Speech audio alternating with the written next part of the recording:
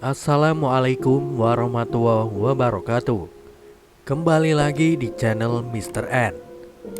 Dan bersama saya Generasi Stres yang akan berbagi cerita misteri yang berjudul Petaka Cinta Part 2. Tanpa banyak kata-kata lagi, kita simak cerita selengkapnya. Sadar man, jangan kesetanan. Kau hampir saja membunuh anak orang, bentak Jumadi. Kau tidak tahu, Jamie itu sahabat baikku. Aku juga berjanji untuk menjaga dia pada orang tuanya. Dan sekarang aku bahkan tidak tahu sama sekali keberadaan Jamie di mana, jawab Iman.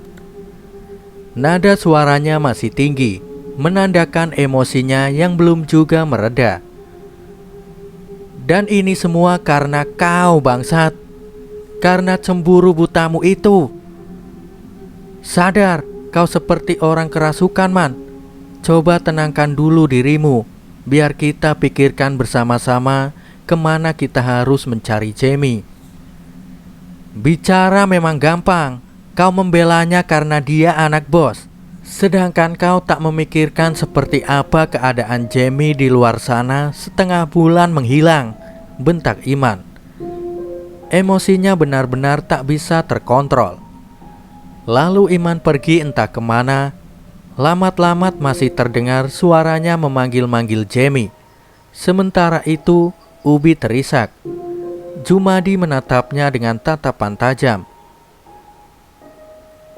Sumpah Jum, aku tidak pernah mengusir atau berbuat jahat pada Jamie. Setelah perkelahian itu, aku langsung pulang.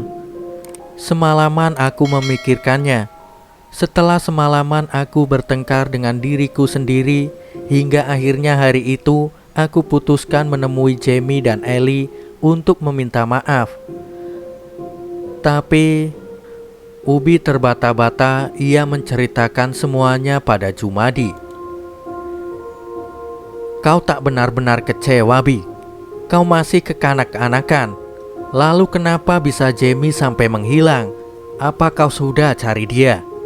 Sudah Jum, aku sudah mencarinya. Selama setengah bulan ini, aku di sini menunggu Jamie dan masih berusaha mencarinya. Aku malah berpikir kalau dia pulang, tapi barang-barangnya masih ada di pondok. Kau sudah bilang pada ayahmu? Aku tidak berani Jum. Ayahku tidak tahu sama sekali hal ini. Kau merahasiakannya. Kalau sampai ayahmu tahu lebih dulu dari mulut orang, habis kau Bi. Iman masih terus berjalan sampai di pinggir sebuah sungai. Jamie! Teriak Iman. Ia mengindahkan semua larangan yang tak boleh memanggil nama seseorang di hutan, sungai maupun gunung. Kenapa kau tak menungguku, Jam? Kita bisa pulang bersama-sama kalau kau memang ada masalah di sini. Tak perlu kau pergi seorang diri begini, gumam Iman. Dari seberang sungai terlihat seseorang berjalan ke arah hutan. Meski hanya melihat bagian punggungnya, Iman merasa kalau orang itu tak asing di matanya. Jamie! Iman berjalan cepat ke arah sungai. Ia berjalan menyeberangi sungai yang cukup deras dan berbatu licin tersebut. Jam! Kaukah itu Jam? Ujar Iman. Namun suaranya pasti tak terdengar sampai ke atas karena derasnya air saat itu. Beberapa kali Iman tergelincir karena menginjak batu-batu sungai yang licin dan berlumut. Hingga kemudian ia tiba di seberang sungai. Ia terus berjalan ke arah yang tadi dilewati oleh Jamie. Namun baru beberapa langkah ia menjerit karena terinjak kayu runcing yang tertancap di tanah. Sial, umpatnya. Darah merembes dari luka di kakinya. Jamie, gumamnya sembari duduk. Pulanglah Jam, aku menunggumu. Dari seberang sungai terlihat Jumadi dan beberapa orang juga menyeberang. Mau kemana kau man? Tanya Jumadi. Tadi aku melihat orang di sini dari seberang sana. Dari belakang orang itu sangat mirip dengan Jamie. Kalau begitu, kurasa Jamie masih berada di sekitar sini. Kami akan mencarinya ke lubangnya Mang Tarsim. Kau tunggu kami di pondok saja. Kalau kalian mencari Jamie, aku ikut. Tapi kakimu bagaimana, Man? Nanti bertambah parah. Lagi pula kau tak memakai sendal. Kemana sendalmu? Hanyut saat aku terpeleset. Tidak apa-apa, kau jangan khawatirkan aku. Aku cukup kuat untuk menahan sedikit rasa sakit di kakiku ini, ujar Iman bersikeras untuk ikut mencari Jamie. Jumadi menghela nafas. Ia tahu Iman adalah orang yang keras kepala. Maka dari itu ia menyetujui jika Iman ikut dalam pencarian. Dalam hatinya Iman berdoa kalau Jamie benar-benar berada di daerah pertambangan emas milik Pak Tarsim. Kakinya yang terluka tak ia hiraukan, ia terus berjalan. Meskipun di setiap langkah ia meringis. Mereka berjalan sampai malam.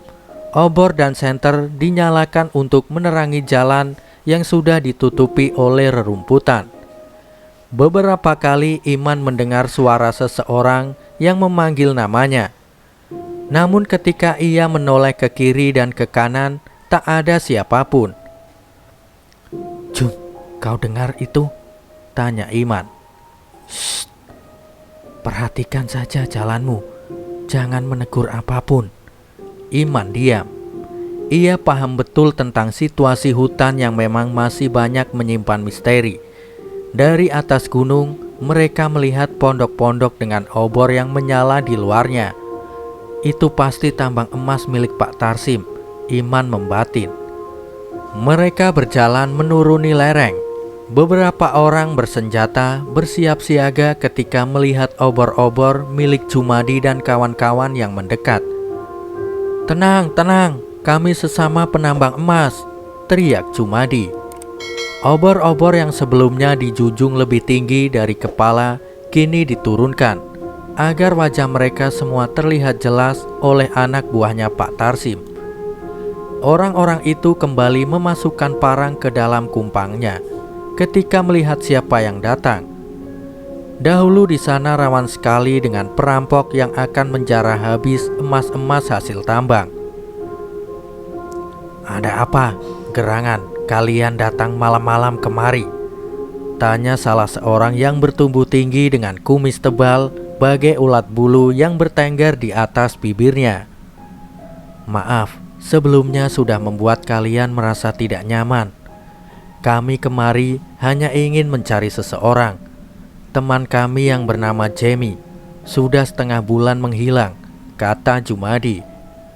Lelaki berkumis tebal itu menyipitkan matanya. "Tidak ada seorang pun bernama Jamie di sini. Kami bahkan kehilangan beberapa rekan yang pulang setelah sebelumnya di sini ramai menyebar desas-desus hantu ketuk. Apa kalian tidak pernah mendengar cerita itu?" Jumadi menggeleng. "Tolong, kalau misalkan Jamie ada di sini, tolong beritahu aku. Aku yakin kalau Jamie ada di antara kalian. Kami di sini benar-benar tidak tahu. Mendengar namanya saja baru sekarang. Lagi pula untuk apa kami menyembunyikan temanmu di sini?" Iman meringis. "Baiklah kalau begitu. Tapi sekiranya nanti kalian mendengar kabar tentang orang yang bernama Jamie, tolong segera kabari kami. Dia perantau sama seperti kita. Kami takut terjadi apa-apa padanya," ucap Jumadi. Laki-laki berkumis itu mengangguk. Lalu Jumadi berpamitan dengan mereka. Iman tak bergeming dari tempatnya berdiri. Ia enggan untuk pulang karena perasaannya mengatakan kalau Jamie ada di sekitar tempat itu. "Man, pulang," ujar Jumadi. "Aku tidak akan pulang sebelum ku temukan Jamie," jawabnya bersikeras. "Kita pulang sekarang dan kita tunggu kabarnya. Lagi pula kau sudah dengar sendiri bukan kalau Jamie tak berada di sini." Aku tetap tidak mau pulang. Kau tidak tahu bagaimana cemasnya aku saat tahu kalau Jamie tidak berada di pondok. Kalau sampai Jamie kenapa-napa, apa yang akan aku katakan pada orang tuanya? Aku tahu posisimu, Man. Tapi sekarang lihatlah keadaanmu. Kau terluka dan sudah menggigil seperti ini. Kalau lukamu tidak lekas diobati, nanti akan membusuk. Tolong, Man, jangan keras kepala. Iman menghela nafas panjang. Kalian pulang saja. Aku akan menunggu di sini sampai besok. Aku sudah tidak sanggup untuk berjalan, ucap Iman pelan. Mendengar perkataan Iman, akhirnya Jumadi membiarkan Iman untuk tetap tinggal di sana. Malam itu Iman tidur di bangku bambu yang ada di depan pondok milik si lelaki berkumis tadi. Iman juga diberikan makanan dan obat herbal untuk lukanya. Beberapa orang yang berjaga membuat api unggun di sekitar lubang. Mereka nampaknya tidak terlalu mempercayai Iman. Mungkin saat itu mereka mengira Iman adalah mata-mata perampok. Saat Iman terlelap, ia bermimpi bertemu dengan Jamie. Dalam mimpinya Jamie terlihat kurus dan pucat. Ia hanya diam sambil menatap Iman, dan saat Iman akan menyentuh Jamie, tiba-tiba tubuh Jamie berubah menjadi gumpalan asap tipis dan segera menghilang. Iman terbangun dari tidurnya. Ya Tuhan, lindungilah Jamie dimanapun dia berada. Tuntunlah dia agar bisa cepat bertemu dengan hamba, gumam Iman. Ia tak tahu apa arti mimpinya tadi. Mungkin hanya sekedar mimpi biasa, atau bahkan mungkin adalah pertanda. Entahlah. Keesokan harinya, suasana pertambangan emas ramai dengan orang-orang yang lalu lalang mulai bekerja. Iman menatap ke kejauhan, berharap ia menemukan Jamie di antara orang-orang tersebut. Namun harapan tinggallah harapan. Hari itu Jumadi dan Ubi berjalan melewati jalan pintas ke tambang emas milik Pak Tarsim. Jalanan yang berbatu ditutupi oleh hamparan dedaunan kering, akar pohon terlihat menyembul keluar dari tanah. Dan tiba-tiba, brak! Ubi yang berjalan di belakang berteriak. Ia tersandung akar pohon dan hampir saja jatuh ke dalam jurang. Untung Jumadi dengan cepat menarik tangannya. Ubi menarik nafas lega. Namun sendal jepit satu-satunya yang ia miliki saat itu jatuh ke dalam jurang. Sendalku sangkut di situ, Jum, ujar Ubi menunjuk ke bawah. Tidak apa-apa, cuma sandal bekas. Kau bilang sandal bekas? Iya, kalau aku bawa sandal lain tidak apa-apa. Ini aku cuma bawa satu. Bagaimana aku akan berjalan sampai ke lubang Pak Tarsim kalau alas kakiku tidak ada? Manja. Iman saja sanggup berjalan tanpa sandal. Bahkan tadi malam kakinya terluka cukup parah. Batu kerikil, tanah pasti sudah masuk ke dalam lukanya. Itu dia, bukan aku, ujarnya sembari mengambil ranting yang terdapat cabang di ujungnya. Lalu tengkurap di bibir jurang dan berusaha meraih sandalnya dengan ranting bercabang tadi. Jum, panggil Ubi tiba-tiba. Apa? Coba lihat, itu ada sobekan kain sangkut di kayu, tunjuk Ubi. Mana? Tanya Jumadi. Itu. Mana? Tidak ada apa-apa. Astaga, dasar buta. Itu loh Jum, itu. Oh iya. Mungkin punya orang-orangnya Pak Tarsim. Masa sih? Tapi aku kok seperti pernah lihat itu kain ya Jum. Ubi berusaha mengingat-ingat di mana ia pernah melihat kain tersebut. Mirip bajunya. Jamie, ujar keduanya bersamaan. Ya Tuhan, apa jangan-jangan? Tidak, semoga saja tidak, potong Ubi. Meski awalnya takut, mereka berdua akhirnya mencari cara untuk turun ke bawah. Mereka berpegangan pada akar-akar pohon yang menjuntai. Mereka benar-benar harus ekstra hati-hati dalam menuruni tebing jurang tersebut.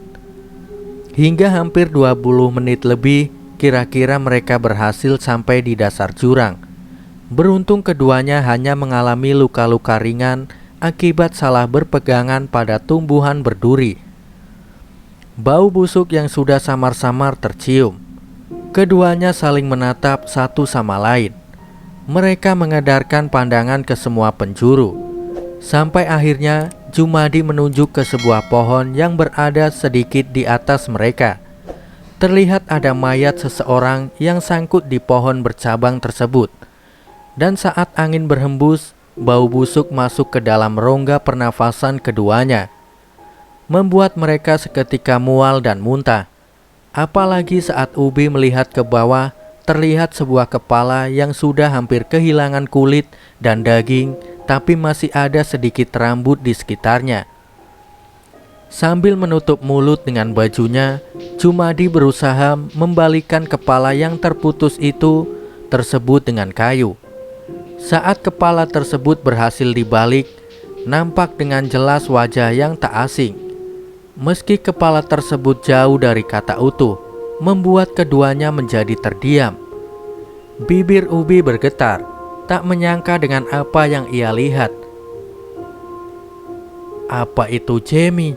tanya Ubi terbata, seolah tak mempercayai penglihatannya. "Kita harus mengabari orang-orang, ayo," ujar Jumadi. "Jangan, aku tidak mau orang-orang tahu keadaan Jamie. Mereka pasti akan menyalahkan aku, Jum. Ini bukan salahku. Aku tidak tahu kenapa Jamie sampai jadi seperti ini." Ubi histeris. "Justru kau akan disalahkan kalau sampai menutupi semua ini, Bi. Mereka harus tahu, kita harus menguburkan jasad Jamie dengan layak." "Ini bukan salahku," isak Ubi. "Kau harus bersikap dewasa, Bi. Kalau memang kau tidak bersalah, maka tak perlu takut." Lalu Jumadi berjalan pergi. Ia mulai berusaha memanjat naik dengan kembali berpegangan pada akar-akar pohon.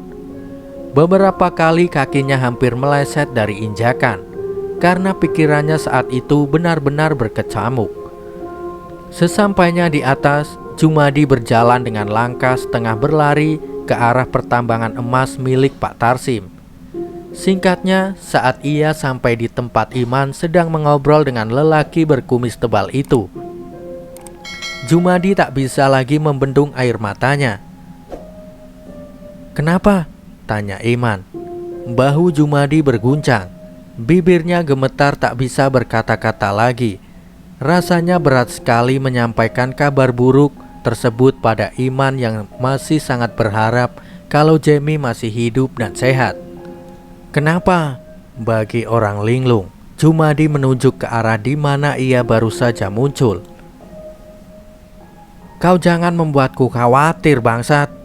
Katakan ada apa?" bentak Iman. "Jamie." Iman lantas beranjak dari duduknya. Suara nafasnya bergemuruh. "Dia pulang. Di mana dia?" tanya Iman. Tanpa menjawab sederet pertanyaan dari Iman, Jumadi langsung berbalik dan berjalan meninggalkan Iman. Iman dan beberapa orang yang berada di sekitaran pondok lantas mengikuti langkah Jumadi yang membawa mereka ke tepi jurang yang curam. Jamie ada di sana," ucap Jumadi. Iman menatap Jumadi dengan tatapan tajam. "Kau jangan mempercandakan temanku. Aku bisa saja membunuhmu dengan tanganku kalau kau masih mempermainkan temanku," ujar Iman dengan emosi yang meluap. "Makanya turun, dia ada di bawah." Mendengar perkataan Jumadi, hampir saja Iman memukulnya. Namun langsung ditahan oleh orang-orang yang tadi mengikuti. Akhirnya Jumadi mulai berusaha untuk menuruni jurang itu lagi, diikuti oleh Iman dan si lelaki berkumis tebal. Saat Jumadi menunjukkan kepala yang tadi mereka temukan, Iman langsung terduduk di dekatnya. Ia syok, sampai-sampai tak ada sedikit pun air mata yang keluar. Tubuhnya lemas seketika. Jamie? Tidak, itu pasti bukan Jamie.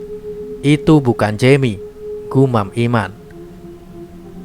Ya Tuhan, tubuhnya masih tersangkut di sana, ujar si lelaki berkumis tebal.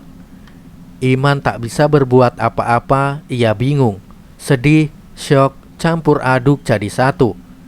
Iman benar-benar kehilangan pikiran jernihnya saat itu.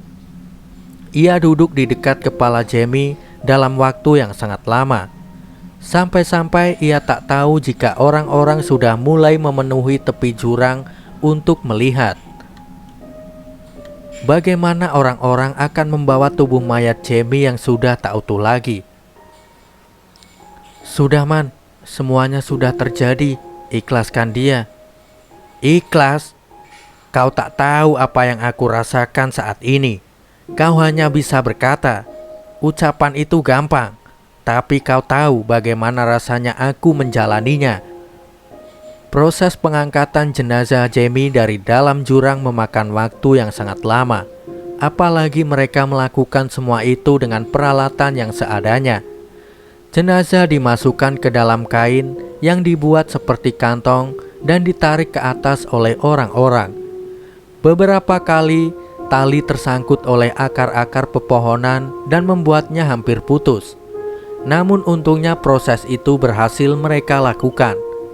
Saat sampai di area pondok milik ayahnya Ubi, Iman berteriak histeris memanggil Ubi. Saat ia melihatnya, Iman menghajar pemuda tersebut sampai berdarah. Kenapa kau lakukan ini pada Jamie? Hah? Akan kubunuh kau. Kubunuh kau, teriak Iman. Beberapa orang yang berada di sana tak tinggal diam. Mereka berusaha melerai perkelahian, namun Iman terlalu kuat. Kekuatannya hampir mirip seperti seekor banteng yang mengamuk. Bahkan beberapa orang yang menyebut kalau saat itu Iman sudah dirasuki oleh makhluk halus. Cukup Man, Jamie akan sedih melihat sahabatnya seperti ini. Aku yakin bukan Ubi pelakunya. Bisa saja Jamie terpeleset saat sedang berjalan, atau mungkin dia terjatuh saat diserang oleh beruang. Beruang? Apapun itu, siapapun itu, aku tidak peduli. Yang pasti, aku akan membunuh makhluk yang sudah membuat Jamie mati. Sekarang kita perlakukan jasad Jamie selayaknya. Kita akan memakamkannya malam ini juga. Iman dipapa Samsu ke dalam pondok. Ia ditenangkan dan tidak diizinkan melihat proses pemandian jenazah ataupun penguburan sahabatnya. Mereka takut kalau Iman akan kembali mengamuk. Seminggu telah berlalu, Iman menolak berinteraksi dengan orang-orang. Ia kerap kali terlihat duduk di pinggir sungai sambil melamun. Iman merasakan saat itu adalah kehadiran Jamie di setiap mimpinya. Jamie selalu berkata lirih, namun Iman tak memahami maksud perkataan itu. Sampai suatu hari, saat Iman sudah tak sanggup lagi, ia menceritakan semuanya pada Jumadi. Mungkinkah arwah Jamie ingin memberitahu kau pelakunya? Aku tidak tahu. Tapi jika benar, aku rela menjadi pembunuh untuk membunuh orang yang telah melenyapkan nyawa temanku. Jumadi menarik nafas panjang. Di atas sana ada seorang mantan pendeta yang katanya juga paham dengan hal-hal mistis. Beberapa kali dia meramalkan kejadian dan memang benar adanya. Hal itu terjadi tidak lama kemudian. Tapi kemungkinan di agama kita tidak diperbolehkan mempercayai hal itu. Tapi keputusan ada padamu. Aku siap mengantar. Antar aku sekarang, ujar Iman sembari beranjak. Jumadi mengangguk. Lalu ia mengambil sebotol air dan membawanya. Ia berjalan lebih dulu. Jalanan itu penuh dengan tanah kuning yang pastinya sangat licin di kala hujan. Beberapa kali Iman mengocok matanya yang kemasukan debu bekas tanah yang diinjak oleh Jumadi. Semakin ke atas jalannya semakin menanjak. Sampai di suatu ketika mereka berjalan dengan wajah yang hampir mencium dengkul. Hingga akhirnya setelah beberapa meter kemudian Mereka melihat sebuah rumah kecil dengan pemandangan hutan liar mengelilinginya. Pintu rumah itu terbuka, dan nampaknya di dalam sana ada orang yang mereka cari. Saat Jumadi mengucapkan permisi, seorang laki-laki berusia 50 tahunan keluar dari dalam rumah.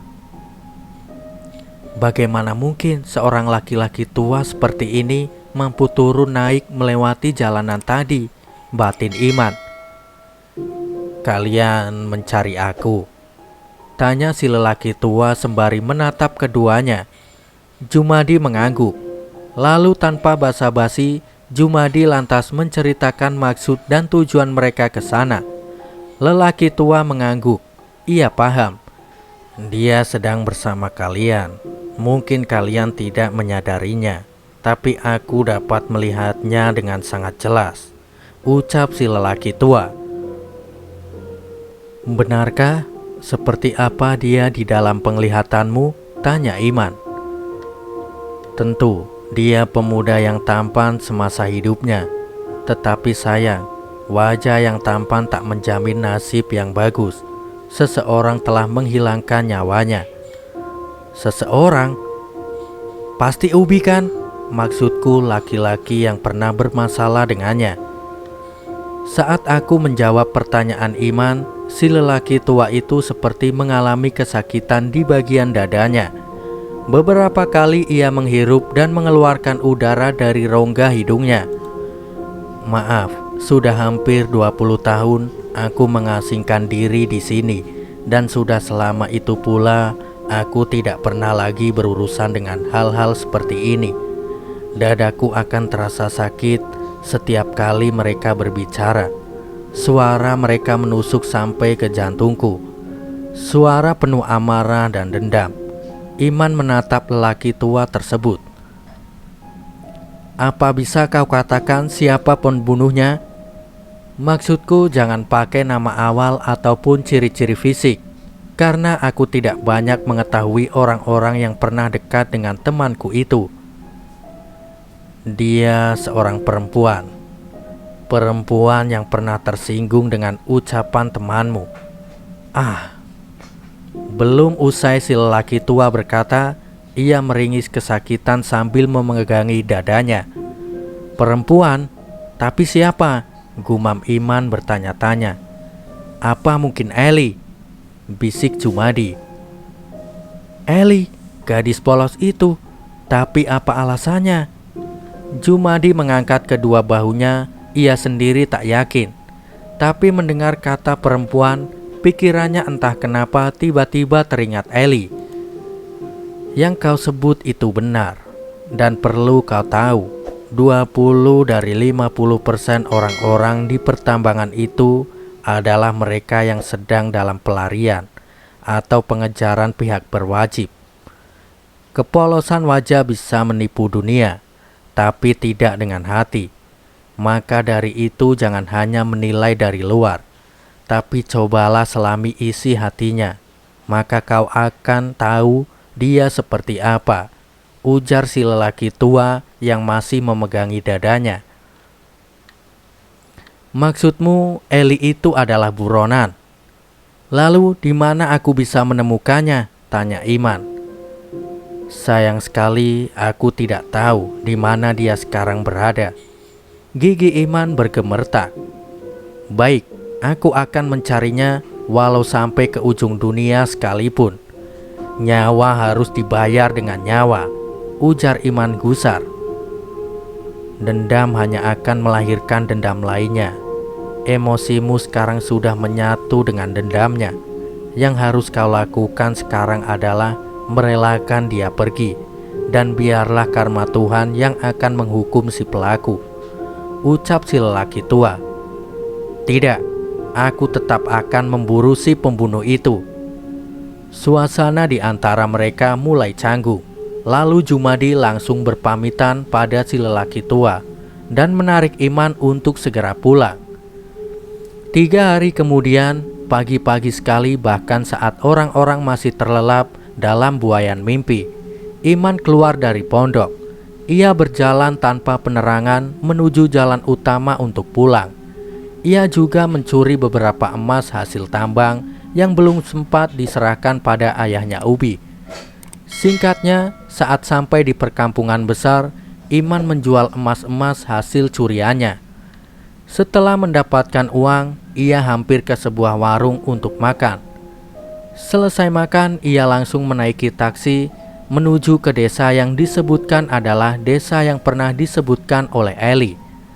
Namun singkatnya, saat sampai di desa itu, tak ada seorang pun mengenali Eli. Dan Iman yakin kalau desa itu bukanlah tempat tinggal Eli. Kemudian dari sana ia pergi ke tempat yang cukup jauh, dan info nama tempat itu juga ia dapatkan dari teman-teman kerjanya Eli. Tapi sayang, perjalanan yang memakan waktu 2 hari di kapal itu sama sekali tak membuahkan hasil. Namun Iman tak mau berputus asa. Ia terus mencari dan mencari keberadaan Eli. Pernah di suatu malam dalam pencariannya, Iman bermimpi hal yang sama. Ia bertemu dengan Jamie yang menatap lekat kepadanya, seolah ada yang ingin dia sampaikan. Tahun pun berlalu, akan tetapi tak ada kabar dan tanda-tanda keberadaan Eli. Iman sudah lelah, ia sangat ingin hidup sebagaimana layaknya bertemu sanak saudara. Terlebih lagi ia sudah sangat rindu pada orang tuanya. Selama ini ia tak berani pulang membawa kabar kematian Jamie. Ia takut pada janjinya yang dulu ia ucapkan pada ayah Jamie untuk selalu menjaga Jamie. Namun janjinya hanya tinggal janji. Nyatanya ia tak bisa menjaga Jamie. Tapi meskipun Iman tak pulang, ia kadang-kadang masih menitipkan sejumlah uang pada orang-orang yang ia kenal untuk orang tuanya dan ayah Jamie. Di tahun keempat, saat Iman ingin menitipkan uang, orang itu berkata kalau ayahnya Jamie sudah meninggal 1 minggu yang lalu. Sedangkan orang tuanya Iman jatuh sakit sudah hampir 2 bulan lamanya. Iman tertegun, setetes air mata mengalir di pipinya. "Aku akan pulang," ucapnya berulang kali. Malam itu, untuk pertama kalinya setelah 4 tahun terakhir, Iman membasuh wajahnya dengan air wudhu. Di akhir sholatnya, ia mengirimkan doa untuk Jamie dan juga ayahnya. Ia menangis dalam doanya. Hatinya sedikit tenang, meski masih ada rasa was-was mengikuti. "Maafkan aku, Jam. Maafkan aku, Mang. Aku tidak bisa menepati janjiku untuk menjaga Jamie," ucapnya saat kapal akan segera berangkat meninggalkan pelabuhan. Sampai saat ini, Iman tidak pernah sekalipun bertemu kembali dengan perempuan bernama Eli tersebut. Satu yang Iman ingat, seorang teman pernah mengatakan kalau sebelum Jamie menghilang, ia pernah melihat Jamie dan Eli sedang bertengkar di pinggir sungai. Beberapa kata yang mereka dengar adalah, Jamie mengatakan sampai kapanpun aku tidak akan pernah mengkhianati temanku. Sebaiknya kau jauhi kami bila kau hanya ingin menghancurkan pertemanan kami. Tapi entah benar atau tidaknya, tapi intinya Jamie menolak keberadaan Eli di antara mereka setelah Jamie dan Ubi terlihat perkelahian. Benarkah namanya Eli? Bagaimana kalau itu hanya nama samaran saja? Mengingat kata lelaki tua itu, ada kemungkinan jika nama-nama yang mereka gunakan hanyalah penyamaran saja. Orang manakah dia? Mengapa sampai sekarang aku tak pernah bertemu kembali? Mungkinkah dia sudah mati? Entahlah, semuanya terasa begitu misteri di dunia yang fana ini. Sekian dan terima kasih. Wassalamualaikum warahmatullahi wabarakatuh.